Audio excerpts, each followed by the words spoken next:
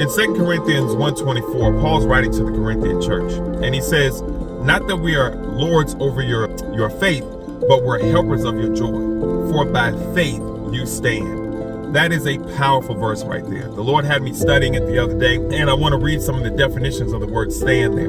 But I want to point out something before I do that. He says, for by faith you stand. Well, how does faith come?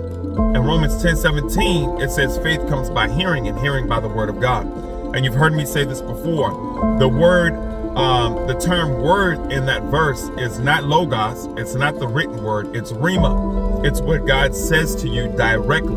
So in other words, really what Paul was saying, he's saying by faith you stand. But another way of saying that is we stand by revelation. It is the rock of revelation that holds us up. Okay? So whenever we're dealing with something, it could be a legal battle, it could be a health battle, it could be a family issue, it doesn't matter what it is. When we're going through something, we should run to the Lord, because the word that he gives us about the situation, that is what's going to cause us to stand in that day, and it will bring us through to the other side in victory. All right? So he says, for by faith you stand. So the word stand there means to cause or make to stand, to place, set, or put, to make firm, establish. So even though we're going through something, when we get a word from God, that word establishes us. It makes us immovable. It's a supernatural thing. And this is what we're talking about, dominion.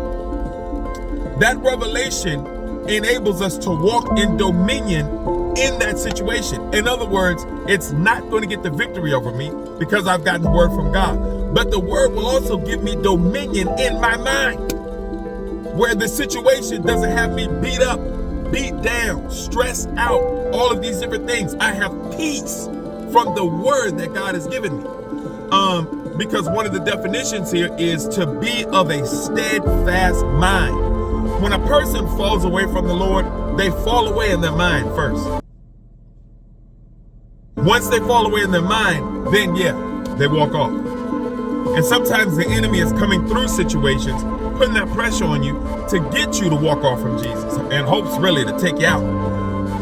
But when we run to the Lord, because he's our shepherd, he will speak to us, and that word will strengthen your mind. It'll strengthen your soul. Let's see another verse, another definition here. To cause a person or a thing to keep his or its place.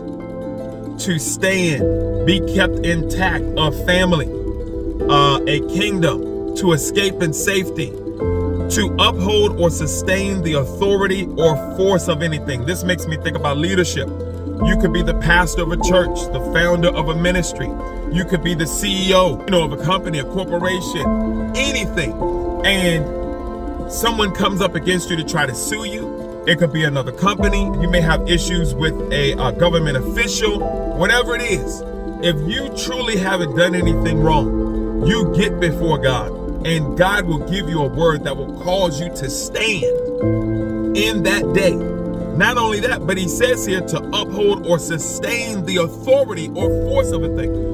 Because sometimes there is somebody that wants you to step down. They want you to get out of position. I've been in that place before, and I remember as a pastor, Pastor Boyd, he told me, he said, listen, you didn't put yourself in that position.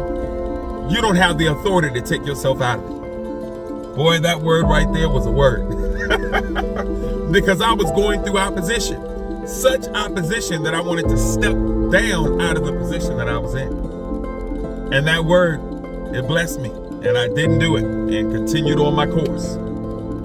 So it'll uphold or sustain your authority. It says to stand immovable, stand firm. And then the last one, of quality, does not waver.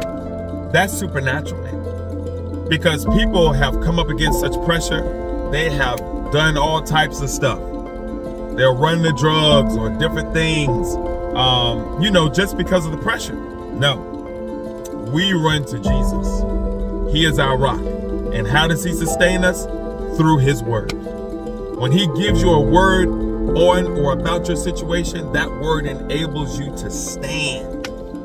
And that's what he wants, for us. So, again, if you're going through something, stay in the presence of God. Don't run to anything else. The only thing that can truly sustain you, and the only person, is Jesus. He'll give you a word that'll enable you to stand and bring you through to the other side.